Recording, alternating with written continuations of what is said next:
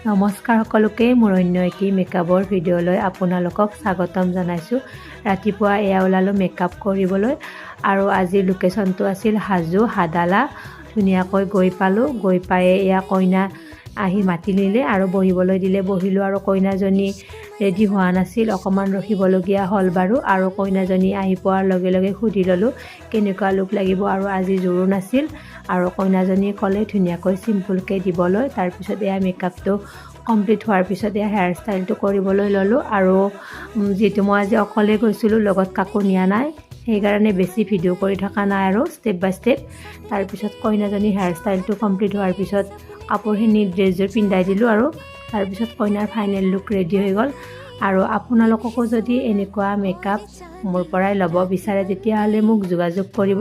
মই ধুনীয়াকৈ আপোনালোকৰ বিশেষ দিনটোত বিশেষ কৰিব চেষ্টা কৰিম। আজিলৈ ইমানেই। ভিডিঅ'টো শেষলৈ চোৱাৰ বাবে